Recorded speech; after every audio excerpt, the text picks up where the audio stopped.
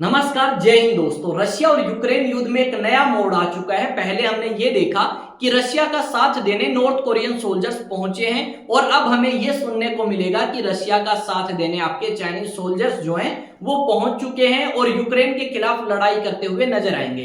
यहां पे एक वीडियो शेयर करी गई है सोशल मीडिया प्लेटफॉर्म एक्स पे यूक्रेन के राष्ट्रपति के द्वारा, जिसमें यह दिखाया गया है कि यूक्रेन की सेना ने दो चाइनीज सोल्जर्स को पकड़ा या दो चाइनीज नागरिकों को पकड़ा जो आपका रशिया के लिए लड़ाई करते हुए नजर आएंगे। और इस चीज के बाद आपके यूक्रेन ने जवाब मांगे हैं चाइना से।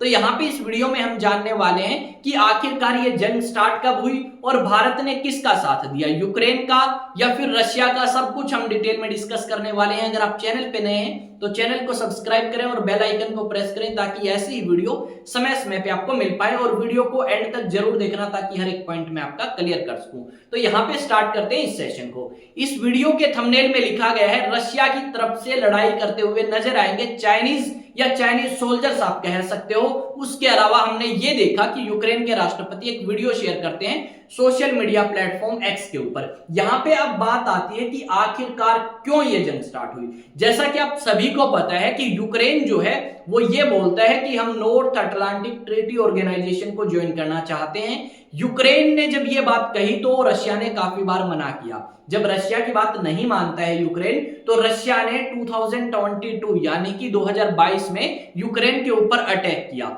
इस अटैक के अंदर हमें कुछ कंट्रीज तो यूक्रेन का समर्थन करती हुई नजर आएंगी और कुछ रशिया का, जबकि भारत ने ना तो यूक्रेन का समर्थन किया और ना ही रशिया का समर्थन किया। भारत ने हमेशा एक चीज को प्रमोट किया है कि किस तरीके से दोनों कंट्रीज के बीच में शांति स्थापित करी जा सकती है। हमेशा भारत के प्रधानमंत्री ने इस चीज के ऊपर फोकस किया। जब भारत के प्रधानमंत्री रशिया गए तो रशिया के राष्ट्रपति को भी यही बात बोल के आए और यूक्रेन गए तो यूक्रेन के राष्ट्रपति को भी यही बोल के आए कि हम ना तो रशिया के साथ हैं लड़ाई में और ना ही यूक्रेन के साथ, हम हैं शांति के साथ में।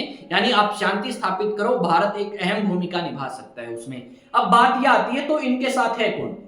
देखो, रशिया की बात करें तो रशिया का साथ देते हुए बहुत कम कंट्रीज नजर आएंगी, जिसमें चाइना, नॉर्थ कोरिया जैसी कंट्रीज जो हैं वो शामिल हैं। जबकि हम बात करें यूक्रेन की तो यूक्रेन का साथ देते हुए हमें अमेरिका नजर आएगा और यूरोपियन कंट्रीज जो हैं वो भी नजर आएंगी यूक्रेन का साथ देते हुए। बहुत सारे हथियार, बहुत सारी मेडिकल किट्स, बहुत सारी चीजें उन्होंने यूक्रेन के अंदर भेजी। अब यहाँ पे अगर हम बात करें तो ये जंग स्टार्ट हुई, पर यहाँ पे राष्ट्रपति ट्रंप ये बोलते हैं कि जैसे ही मैं पद संभालूंगा उसके 24 घंटे के अंदर युद्ध रुकवा दूंगा जो रशिया और यूक्रेन के बीच में है।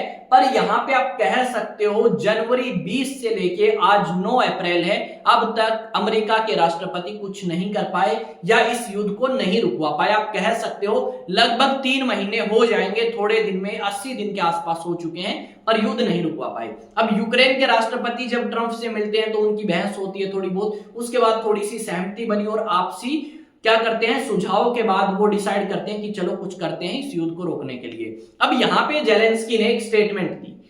जेलेंस्की ने ये वीडियो शेयर करी अपने एक्स अकाउंट पे और जेलेंस्की ने कहा कि देखो, एक तरफ तो नॉर्थ कोरिया साथ देता हुआ नजर आया, नॉर्थ कोरियन सोल्जर्स आपके रशियन सोल्जर के साथ लड़ते हुए नजर आए। साथ में हमने ये देखा कि अब चाइनीज सोल्जर्स भी रशियन सोल्जर्स के साथ खड़े हुए और यूक्रेन के खिलाफ लड़ने के लिए तैयार थे। और हमने 6 ऐसे बंदे देखे जो आपके चाइनीज थे और उन 6 में से 2 को हमने पकड़ लिया है और वीडियो शेयर करी है अपने एक्स अकाउंट पे, जबकि 4 जो हैं वो यूक्रेन की सेना के पकड़ में नहीं आए। यहां पे यूक्रेन के राष्ट्रपति बोलते हैं कि इस तरीके के और बहुत सारे सोल्जर्स हो सकते हैं रशिया की सेना में जो चाइना से हैं। ये बात उन्होंने काफी, आप कह सकते हो, बोल्ड शब्दों में कही कि हम चाइना के जो डिप्लोमेट हैं उन्हें हमारे ऑफिस में बुलाएंगे और उनसे जवाब मांगेंगे।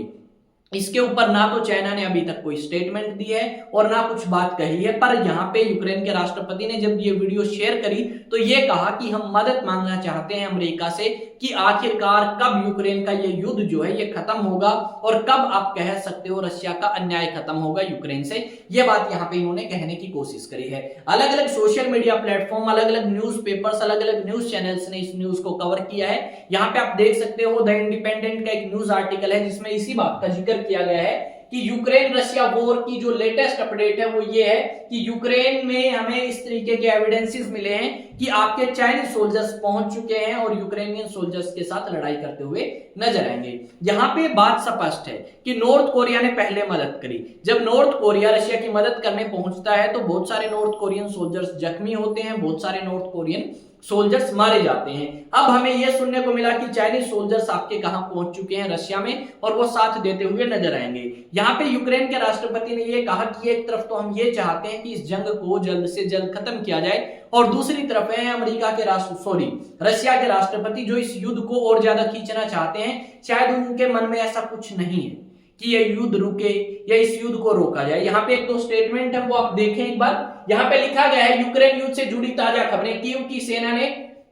दोनास्क में लड़ रहे चीनी लोगों को पकड़ा। जेलेंस्की ने अमेरिका से प्रतिक्रिया मांगी। व्लादिमीर जेलेंस्की ने कहा कि यूक्रेन की सेना ने 2 चीनी नागरिकों को पकड़ लिया है जो पूर्वी दोनास्क क्षेत्र में रूस के लिए लड़ रहे थे। यहां नवीनतम समाचार देखें, इस तरीके की आगे इन्होंने बकवास छाप दी। उसके बाद देखो भाई जेलेंस्की ने क्या कहा, हमारी सेना ने रूसी सेना में लड़ने वाले 2 चीनी नागरिकों को पकड़ लिया। यह यूक्रेन के दोनास्क क्षेत्र में हुआ। हमारे पास इन कैदियों के दस्तावेज, बैंक कार्ड और व्यक्तिगत डाटा भी हैं। हमारे पास जानकारी है कि कब्जेदार की इकाइयों में सिर्फ 2 से ज्यादा चीनी नागरिक हैं। हम अब सभी तथ्यों पर पता लगा रहे हैं। खुफिया विभाग, सुरक्षा सेवा और सशस्त्र बलों की संबंधित इकाइयां काम कर रही हैं। मैंने यूक्रेनी विदेश मंत्री को निर्देश दिया है कि वे तुरंत बीजिंग से संपर्क यानी चाइना से संपर्क करें और पता लगाएं कि चीन पर इसकी क्या प्रतिक्रिया है। यूरोप में इस युद्ध में रूस द्वारा चीन को प्रत्यक्ष या अप्रत्यक्ष रूप से शामिल करना इस बात का स्पष्ट संकेत है कि पुतिन युद्ध को समाप्त करने के अलावा कुछ भी करने के लिए तैयार हैं, पर युद्ध को समाप्त करने के लिए तैयार नहीं है। यहाँ पे आगे इन्होंने कहा वे युद्ध को जारी रखने के तरीके खोज रहे हैं। इसके लिए निश्चित रूप से प्रतिक्रिया की आवश्यकता है। अमेरिका, यूरोप और दुनिया भर में शांति चाहने वाले सभी लोगों की प्रतिक्रिया पकड़े गए चीनी नागरिक यूक्रेन की सुरक्षा सेवा की हिरासत में हैं। यह बात यहाँ पे कही गई है यूक्रेन के राष्ट्रपति जेलेंस्की के द्वारा।